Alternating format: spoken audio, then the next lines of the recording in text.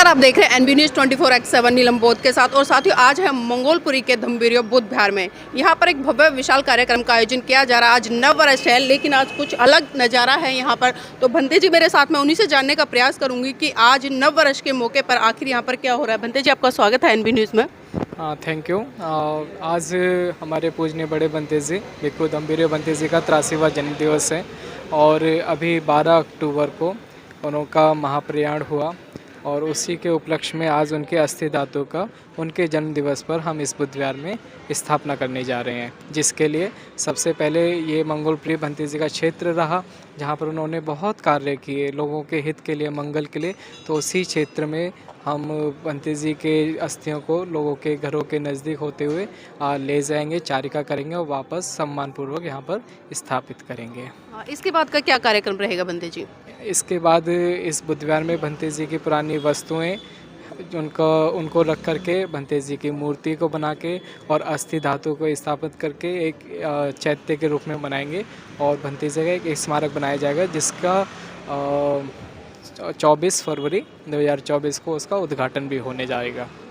2024 को? जी, 24 फरवरी 2024 को उद्घाटन होगा। जी, तो भंते जी अभी चारिका करेंगे आप लोग। चारिका कहाँ से कहाँ तक रहेगी? हमारी चारिका यहाँ से बी ब्लॉक अम्बेडकर पार्क जाएगी, वहाँ से बी ब्लॉक के रास्ते से सी ब्लॉक सम्यक बुद्ध विहार और ओ ब्लॉक जे ब्लॉक होते हुए एम ब्लॉक के अम्बेडकर पार्क वापस होते हुए थाने वाले रोड से पुनः बुद्ध विहार वापस आएंगे। इस चारिका का उद्देश्य क्या है भंते जी? इस चारिका का उद्देश्य यही है कि जो भंते जी इस क्षेत्र में रहे, ये जो ज़मीन है मंगोलपुरी की, यहाँ पर भंते जी के चरणों की धूल है, यहाँ पर भंते जी का कार्य है। तो वही जो भंते जी हैं हम लोगों के बीच में अभी भी हैं, तो भंते जी को एक बार पुनः हम इस क्षेत्र में विचरण कराना चाहते हैं। जी, बहुत बहुत धन्यवाद भंते जी मेरे साथ जुड़ने के लिए। इसी कड़ी में मेरे साथ में भंते करुणा बोधी जी भी हैं, उनसे भी जुड़ने का प्रयास करूंगी और जानना चाहूँगी आज जिस तरह से जो चारिका हो रही है, इस तरह की चारिकाओं का जो आम लोग हैं या खासकर मैं उपासक उपासिकाओं की बात करूँ, उनके जीवन पर क्या प्रभाव पड़ेगा? भंते जी, आज जिस तरह से चारिका हो रही है तो इसका क्या प्रभाव पड़ेगा लोगों पर? इसका प्रभाव तो एक अलग है और अभी एक उद्देश्य है जो शांति का संदेश देने का। तो भंते जी के अस्थियों को लेकर के हम लोग चल रहे हैं और भंते जी ने हमेशा शांति संदेश दिया है, तो नई साल पे वही शुरुआत कर रहे हैं। और आज भंते जी का जन्मदिवस भी है, तो प्रथम जन्मदिवस के इस पे भंते जी के ना रहने के बाद तो शांति का संदेश देते हुए सभी बौद्ध भिक्खु उपासक उपासिकाएँ बच्चे पूरे दिल्ली वासियों को, पूरे देशवासियों को शांति का संदेश प्रदान कर रहे हैं। तो देखिए, जो कहीं ना कहीं जो शांति की बात करते हैं, उस शांति को स्थापित करने के उद्देश्य से भी ये चारिका की जा रही है, क्योंकि जो धम्बिरियो भंते जी थे उनका जो योगदान रहा है धम्म के क्षेत्र में, खासकर अगर मैं मंगोलपुरी की बात करूँ तो मंगोलपुरी में बहुत लंबे समय तक भंते जी ने काम किया है, घर घर जाकर उपासक उपासिकाओं को तैयार किया है और जो बौद्ध धर्म के सिद्धांत थे उनको जन जन तक पहुंचाने के लिए काम किया है। यहाँ पर तमाम उपासक उपासिकाएं हैं, उनसे भी जुड़ने का प्रयास करेंगे और उनसे भी जानेंगे कि आखिर जो चारिका है, इस चारिका में सम्मिलित होकर उन लोगों को कैसा लग रहा है। तो यहाँ पर कुछ महिलाएं हैं, आपका नाम क्या है? मीरा। कहाँ से आए हैं? हम वसंत कुंज। वसंत कुंज से। आज जो चारिका हो रही है, क्या लग रहा है इस तरह की चारिकाओं से जो धम्म का प्रचार है वो तेज गति से हो पाएगा? मेरे विचार से धम्म का प्रचार तेज गति से इसलिए हो पाएगा क्योंकि हम छोटे छोटे स्टेप जब बढ़ाएंगे तो हमें को लोग फॉलो करेंगे, देखेंगे।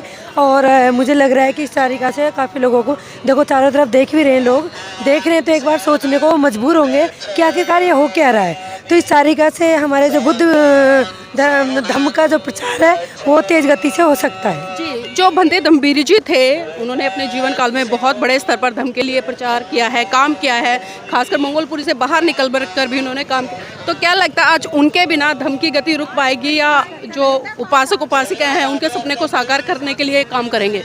देखो, हमारे उन भंते जी के बिना तो उनकी कमी तो हमेशा खलेगी, उनकी जगह कोई ले नहीं सकता। लेकिन ये है कि अगर हम लोग चाहें, हमारे जो भिक्खु संघ चाहे, हमारे जो धम्म साथी जितने भी हैं वो चाहें, तो हम इस बुद्ध धम्म को और आगे लेके जा सकते हैं।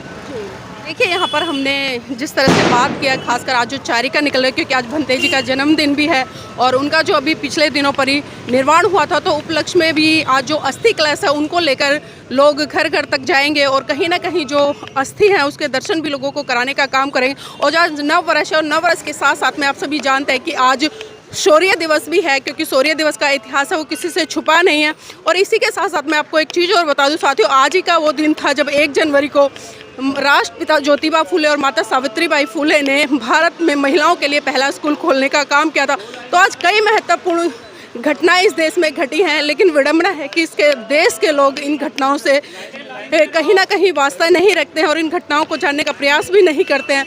तो आज हम मंगल कामनाएं देते हैं और साधुवाद करते हैं कि तमाम आज जो भी घटनाएं घटी उसको मनोसात करते हुए लोग आगे बढ़े। और आज जिस तरह से चारिका निकाली जा रही है, तो चाहूँगी कि जो उपासक उपासिका यहाँ पर आए हैं वो धर्म को गति देने के लिए लगातार काम करें।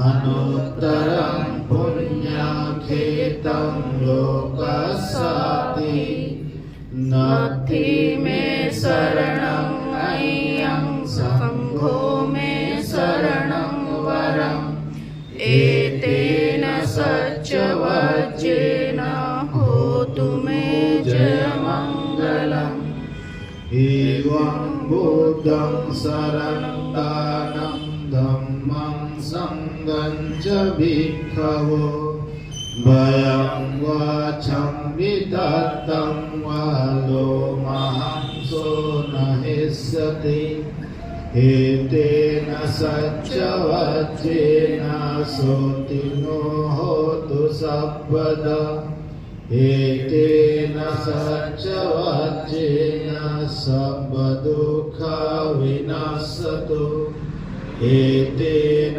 सच्चवज्रेण होतु नो जयमङ्गलम् करणीयमत्तकुशलेन यन्तं सन्तं पदम् अभिसमिच्च सको उजुच सुजुच सुअजुच समुद्वनतिमानि सन्तो सको च सुपरो च अपकिञ्चो च सल्लहुकहोति सन्दिन्द्रियो च विपको च अपगब्भो कुलेषु अननुगेदो न च कोदं समाचरे किञ्चियेन विज्ञो परे उपवदेयो सुखिनो वाक्येमिनो हन्तु सर्वे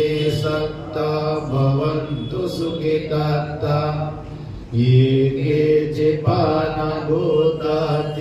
तसावा थावरावा अनवदेश ईगावा ये महन्तावा मज्जिमा रस्सकानुगतोला गीतावा ये अवतीर्था ये च दूरे वसन्ति अविदूरे उतावा सम्मा सम्बुद्धस्स नमो तस्स भगवतो अरहतो सम्मा सम्बुद्धस्स नमो तस्स भगवतो अरहतो सम्मा सम्बुद्धस्स इति विदो भगवान् सम्मा सम्बुद्धस्स